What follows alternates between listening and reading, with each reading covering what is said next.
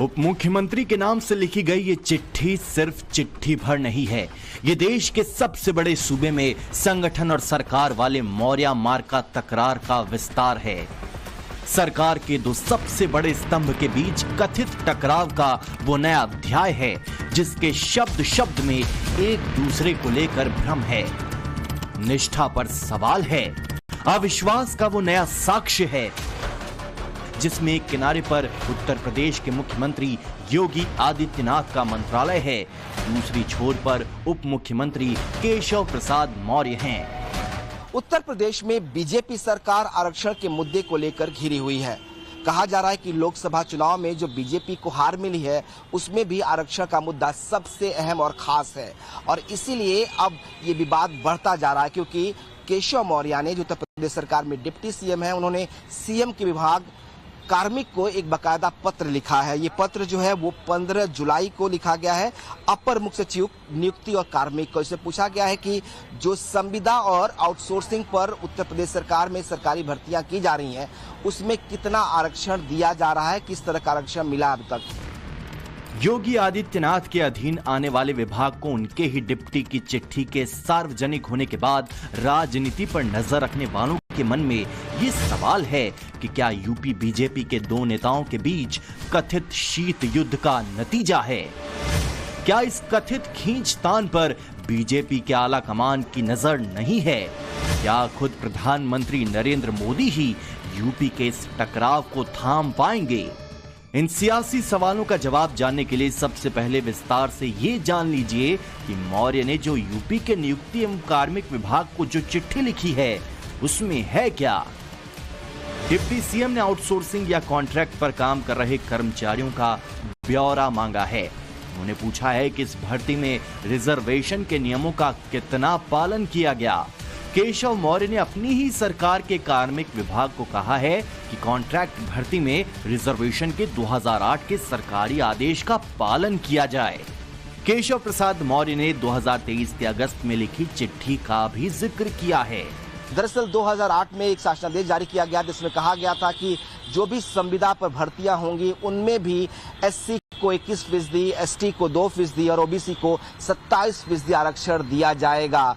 केशव मौर्य ने उसी शासनादेश का हवाला भी दिया है और पूछा है कि क्या उत्तर प्रदेश की सरकार जो है संविदा पर जो नौकरियां दे रही हैं, उसमें आरक्षण दिया जा रहा है, नहीं जा रहा। हालांकि बीजेपी कहना है कि आरक्षण को लेकर वो बिल्कुल तय है कि जो भी आरक्षण संविधान में तय किया गया है, वो आरक्षण संविदा वालों में जो भर्तियां हो रही हैं, उनको भी दिया जाएगा। डिप्टी सीएम के सवालों पर यूपी में जारी सियासत के बारे में जानने से पहले ये जान लीजिए कि जो आउटसोर्स और संविदा इस वक्त खींचतान की धुरी बन गई है, वो क्या होता है। संविदा में सरकार और कर्मचारी के बीच कॉन्ट्रैक्ट होता है, जबकि आउटसोर्सिंग में कर्मचारी उपलब्ध कराने वाली कंपनी और सरकार के बीच कॉन्ट्रैक्ट होता है। ऐसे कर्मचारियों को सरकारी कर्मचारियों की तरह न मूल वेतन मिलता है और न ही बाकी सुविधाएं। सरकार जब चाहे कॉन्ट्रैक्ट को खत्म कर सकती है। रिपोर्ट के मुताबिक 2017 से 2023 तक यूपी में संविदा पर 56,491 और आउटसोर्सिंग से 2,75,497 भर्तियां सरकारी विभाग में की गई। इसके अलावा अलग अलग निकायों में 1,07,936 कर्मचारी आउटसोर्स किए गए। केशव प्रसाद मौर्य जिस नियुक्ति एवं कार्मिक विभाग से सूचना मांग रहे हैं, वो मुख्यमंत्री योगी आदित्यनाथ के पास है। जाहिर है कि इस चिट्ठी के जरिए सवाल मुख्यमंत्री के ऊपर उठ रहा है। यही वजह है कि विरोधियों को बैठे बिठाए नया मुद्दा मिल गया। जिस सवाल को केशव प्रसाद मौर्य जी उठा रहे हैं, उस सवाल को समाजवादी पार्टी बहुत पहले से इस बात को पूछ रही है, और उसी सवाल के जवाब के लिए केशव प्रसाद मौर्य जी ने पत्र भी लिखा है। लेकिन समाजवादी पार्टी समझती कि सरकार कभी इसका जवाब नहीं देती है, सही जवाब नहीं मिलता है, तो केशव प्रसाद मौर्य जी को भी उसका जवाब नहीं मिलेगा। योगी विरोधी जब केशव मौर्य के बहाने बीजेपी पर शाब्दिक नश्तर चला रही हैं, तब सत्ताधारी पार्टी की ओर से कुछ यूं जवाब आया है। चाहे वो आउटसोर्सिंग में संविदा पे हो, चाहे फुल पे हो, जहां भी सरकार का पैसा खर्च होता है, जहां भी संविधान लागू है, उन सब पे आरक्षण लागू होगा और आरक्षण को लागू करना ही पड़ेगा सरकार। अगर जहाँ कहीं नहीं नियम का पालन हो रहा है वहाँ भी पालन कराने की सरकार पूरा प्रयास कर रही है कि वहाँ भी ये सरकारी नौकरियों में पूरा आरक्षण का ध्यान दिया जाए। हालांकि आरक्षण को लेकर लोकसभा चुनाव में घिरी बीजेपी की सफाई के बीच सवाल डिप्टी सीएम की लिखित चिट्ठी की टाइमिंग और उनकी निष्ठा को लेकर भी है। सवाल इसलिए है क्योंकि पहले 14 जुलाई को बीजेपी प्रदेश कार्य समिति की बैठक में केशव प्रसाद मौर्य ने सरेआम कहा कि संगठन सरकार से बड़ा है। फिर अगले दिन यानी 15 जुलाई को केशव मौर्य ने योगी के अधीन जो विभाग आते हैं उसे चिट्ठी लिखकर आरक्षण को लेकर सवाल पूछा। उसके बाद दिल्ली दरबार में केशव मौर्य ने हाजिरी भी लगाई, लेकिन उनके तेवर में रत्ती भर भी नरमी नहीं दिखी। दिल्ली से लौटे तो फिर संगठन और सरकार में अंतर बताने लगे। ऐसे में अब जब ये नई चिट्ठी वायरल हुई है तो लोकसभा चुनाव में बीजेपी को झटका देने वाली कांग्रेस और समाजवादी पार्टी कथित विवाद को कुछ यूं विस्तार दे रही है। जहां तक टकराव की बात है, दिल्ली और लखनऊ की बात है या केशव प्रसाद मौर्य जी की बात है, तो वो तो लड़ाई जग जाहिर है, वो कड़वाहट जग जाहिर है, तो वो तो बनी हुई है और इस पत्र के बाद वो निसंदेह बढ़ेगी भी। डिप्टी सीएम को पूरा प्रश्रय मिला है दिल्ली से, ये आपस में जल्दी से जल्दी आगे बढ़ो, योगी को निपटाओ, ये सब आपस में निपटाने की प्रक्रिया चल रही है। अब भारतीय जनता पार्टी को चाहे कुछ भी कर लें, संघ का प्रतिबंध हटा दें, चाहे संघ का संघीकरण कर दें, अब भारतीय जनता पार्टी को आम जनता भगाने वाली है। योगी बनाम केशव के कथित कोल्ड वॉर को भले ही विरोधी अपने अपने हिसाब से व्याख्या कर रहे हों, मगर सरकार में साथ योगी के सहयोगी चट्टान की तरह साथ खड़े हैं। निषाद पार्टी के चीफ और योगी के मंत्री को इस चिट्ठी में कुछ भी अजीब नहीं लगता। क्वेश्चन उठता है तो उसके लिए सूचनाएं प्राप्त करना उनका अधिकार बनता है, और सूचना प्राप्त करेंगे नहीं देंगे तो विपक्ष उठाएगा अगली बार। ये बहुत कौन बड़ी बात है, विभाग तो विभागीय काम है। विपक्ष कुछ भी सवाल उठाता है तो उसके लिए सूचना एकत्र करके देना पड़ता है अगली बार, या लिखित देने दो या पटल पर देना हो। तो उन्होंने मांगा है तो ये तो विभागीय कार्रवाई है। कार्मिक अनुभाग को सूचना पहुँचाएंगे समय आने पर और सदन चलेगा, फिर पटल पर रखा जाएगा। हालांकि राजनीति का रट्टा मारने वाले अच्छी तरह से जानते हैं कि योगी के मंत्री जितने आसान लहजे में सफाई दे रहे हैं, उतना सरल रिश्ता मुख्यमंत्री और उनके डिप्टी के बीच में कतई नहीं है।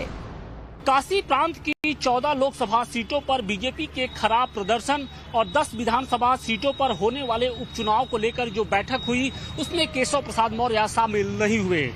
इसके अलावा उपचुनाव को लेकर योगी आदित्यनाथ ने जो स्पेशल 30 की टीम बनाई है उसमें भी केशव प्रसाद मौर्य को जगह नहीं मिली है।